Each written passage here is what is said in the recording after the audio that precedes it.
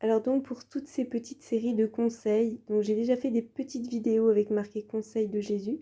Je continuerai, mais je vous invite particulièrement à fixer votre attention sur des mots-clés qui des fois peuvent aussi venir nous rejoindre dans notre contexte au quotidien. Là personnellement, à travers la lecture du tome 16, donc du 23 juillet, j'ai retenu la notion de fuir.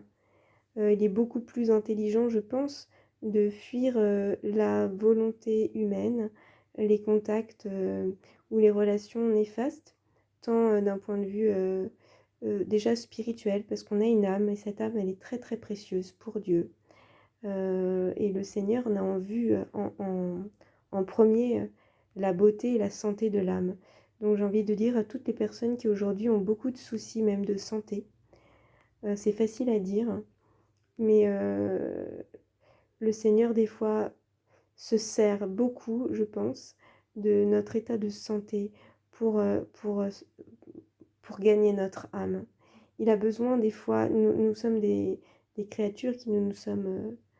on a une tendance à œuvrer et à aller vers le mal parce que nous avons des faiblesses depuis le péché. Et aujourd'hui, il se sert de cette faiblesse pour nous rejoindre et des fois dans des circonstances malheureuses, mais sachant que lui triomphe de tout, qu'il guérit tout, qu'il restaure et qu'il transforme. C'est une force non pas qui écrase, mais qui relève. Ne l'oublions pas. Donc, par rapport à toutes nos tribulations, que ce soit pour nous vraiment des moments de joie, de jubilation, sachant que cette tribulation, elle révèle la présence même du Seigneur au cœur de nos vies. Donc ça nous invite à une grande espérance, persévérance. Nous sommes sur terre vraiment, non pas des citoyens, mais des représentants de la patrie triomphante. Voilà, nous sommes cette milice qui représente les âmes triomphantes. Donc vraiment, ça nous invite à beaucoup d'espoir. Donc déjà, fuyons. Et ensuite, je reviendrai vraiment aux paroles même de Jésus, que je vais répéter, qui invitent au souci, vraiment, donc que nos soucis soient pas tant ceux que nous avons sur Terre, mais qu'ils soient une occasion pour nous fixer le premier souci avant ceux qui peuvent vous étouffer. Ce soit celui du Seigneur. Et donc, je vous invite à être attentif à ce que Jésus va nous dire. Donc vraiment de concentrer tous nos premières pensées, premières actions, premiers regards, à aussi procéder dans l'ordre. Vous regardez une image de Jésus et vous faites par l'ordre humain, purement humain, fixer notre intelligence, nos pensées, nos regards, notre souffle, notre bouche, notre visage. Voilà, de vraiment se laisser investir et habiter par Jésus dans l'âme, mais plus encore aussi dans notre vie, dans notre côté, dans l'humain, pour vraiment lui laisser toute la place, bien plus qu'une union purement spirituelle. Vraiment que nous puissions lui donner la joie de venir continuer, de revenir renouveler son humanité à travers nous, qu'il puisse se sentir libre. Il est enfermé au tabernacle depuis 2000 ans, eh bien il peut être partout, hein, par un phénomène de bilocation ou d'ubiquité. L'ubiquité, c'est pouvoir être partout au même moment. Donc il a vraiment cette vertu d'ubiquité. Donc laissez-vous habiter par la présence réelle de Jésus, afin qu'il puisse lui-même se dévergonder les pattes, j'ai envie de dire. Il a besoin de marcher, il a besoin de penser, il a besoin de voir à travers vos yeux, de parler avec vous. Pas vraiment de parler, mais il a besoin de parler avec vous. Voilà. Et tout ça dans une parfaite union de l'âme et du corps. Parce qu'il a voulu se faire homme, lui qui est très pur esprit, esprit d'amour, esprit de paix. Il a voulu s'incarner, mais il est verbe aussi. Relisez aussi l'évangile avec cette notion, enlevez tous les verbes, vous verrez que ça n'a aucun sens. Le Seigneur est verbe éternel. C'est lui qui donne un sens à nos vies. C'est lui qui la dirige. C'est le Jésus qui dirige tout. Je reviendrai aussi sur cette notion plusieurs fois, que toutes les personnes qui ont des liens avec le spiritisme, tout ce qui est New Age, le Reiki, le yoga, je vous invite à vous détacher de toutes ces pratiques qui sont des portes ouvertes aux forces obscures. Même le yoga qui est soi-disant doux, je ne sais pas trop quoi, on ne sait pas, nous sommes des êtres fragiles. Le Seigneur est tout-puissant, il nous a mis des vertus infuses à chacun, il n'y a pas besoin d'être croyant, on a des choses qui relèvent, nous sommes du domaine spirituel à la base, ne l'oublions pas. Donc, c'est pas n'importe quoi ces choses-là, justement. C'est des choses qui sont n'importe quoi, mais dont le mal, dont le démon se sert pour agir. Donc, toutes ces croyances n'existent pas, mais le démon s'en sert pour se faire exister lui-même. Voilà. Ça, c'est vraiment un témoignage que je me permets de vous donner. C'est que tout ce qui est vaudou, on peut dire que ça, rien n'existe, mais que par la puissance du mal que le Seigneur permet actuellement selon ses plans divins, Satan s'en sert pour ses œuvres. Donc ne tombez pas dans le panneau, Jésus n'a qu'un visage qui se décline en trois, on va dire, le Père, le Fils et l'Esprit Saint. Satan en a de multiples et on ne s'imagine pas toutes les ruses, tous les déguisements pervers qu'il peut prendre, jusqu'à vouloir prendre la parole de Dieu. On le voit dans la tentation de Jésus au désert. Voilà. Quittez et fuyez vos contacts qui prônent ce genre de choses. Invitez-les à couper ce genre de choses, à stopper. Invitez Jésus dans tout ce que vous faites. Si vous avez encore des liens ou si vous avez des doutes, allez consulter un prêtre et même utilisez vraiment la présence que Jésus vous permet. Venez lui demandez-lui, si vous avez des rendez-vous avec des médecins ou des personnes, demandez à Jésus de venir les faire avec vous.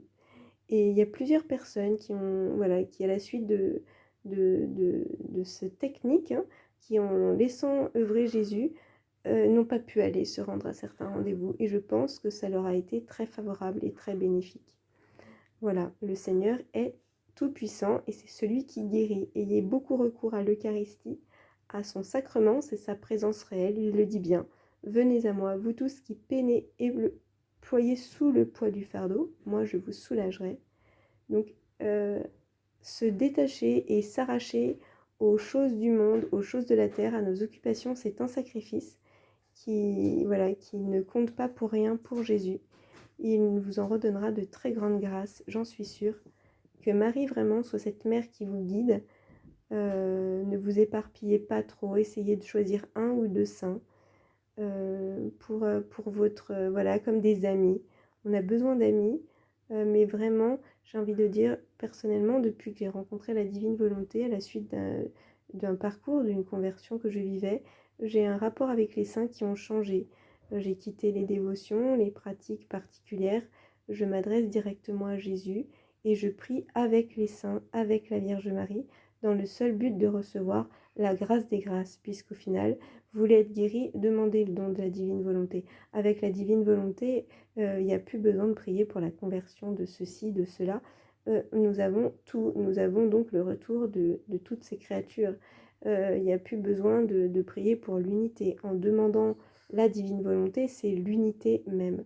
Voilà, donc vous allez pouvoir piocher vraiment des fruits extraordinaires pour votre vie spirituelle. Et ne vous inquiétez pas des troubles, des difficultés que vous rencontrez, des contradictions aussi. Soit vous y voyez l'œuvre du démon, soit vous l'écrasez totalement en disant de toute façon Jésus, tu es roi de tout, de tout. Donc je ne veux même plus voir l'action du démon, je veux te voir qui t'amuse avec moi, qui me permet de me tourner en bourrique, ce sont tes caprices amoureux. Jouer avec Jésus, créer, voilà, transformer, j'ai envie de dire comme Saint Paul nous dit, votre manière de penser. Ce n'est pas forcément changer vos actions, la vie dans la divine volonté, c'est changer la volonté qui l'anime. Jésus insiste beaucoup, il n'y a rien d'exubérant, de très marquant qui se produit dans votre vie. C'est vraiment une transformation, comme une croissance. On ne remarque pas quand on change, pourtant on change tous les jours, on se transforme. Mais ce qui se passe à l'extérieur de nous, en vieillissant, ce sont les accidents de la vie. mais il y a une réelle transformation. Ça n'empêche que c'est toujours nous. Voilà. Spirituellement, c'est pareil. Nous sommes vraiment cette petite boule de feu, cette petite boule d'amour. Enfin, en tout cas, je l'espère vraiment. Laissez-vous devenir des petites boules de feu, des petites boules d'amour, des petites boules de lumière entre les mains de Jésus, entre les mains de notre Seigneur, guidés, élevés par notre maman, Marie. Voilà. Méditez les heures de sa passion. Dans les moments de fatigue, prenez le chapelet. Dans les moments de désespoir, de choses vraiment qui sentent mauvais spirituellement, ayez recours à Marie, très fort, dans la confiance, en essayant de conserver la paix, de la chercher à travers les psaumes et de deviner la divine volonté dans la parole. Mais avancez dans les livres, dans la lecture, avancez. Et vraiment, créez-vous cette intimité d'une famille avec la Trinité, avec les anges, avec les saints. Exercez cette sainte prudence, une prudence, la belle prudence de notre mère. Demandez-lui toutes les grâces nécessaires pour la vie dans sa volonté. Voilà. N'hésitez pas à me partager vos commentaires au long des vidéos. Je lance moi-même un appel. Je ne sais pas trop comment créer une petite communauté. Voilà, donc si vous pouvez, si vous avez des idées, ou me laisser un petit message en commentaire pour me dire comment créer la communauté pour qu'on puisse avoir des échanges et puis peut-être des fois se fixer soit des chapelets ensemble, soit des heures de la passion, méditer. Je vous invite aussi à faire vos rondes, imprimer vos je t'aime sur toutes et tous. C'est très amusant, très reposant. Et bientôt, j'aurai à cœur avec une autre personne de vous proposer un chapelet de la Divine Miséricorde refait dans la Divine Volonté. Voilà, donc ça change un peu, mais ça nous habitue à prier dans la Divine Volonté et à vraiment faire nôtre tous les attributs divins, étant vraiment dans l'espérance de savoir que tout est à nous, tout nous a été donné. Donc, et ça nous familiarise aussi à de nouvelles prières, tout en utilisant des prières traditionnelles, qui du fait sont beaucoup plus vivantes. N'ayons plus d'intention, mais passons à l'action. Voilà, dans la joie de nombreux partages, et à tout de suite pour les petits conseils de Jésus. Là, c'était vraiment les conseils et le petit témoignage de Hostie de son fiat. À très bientôt, soyez tous bénis.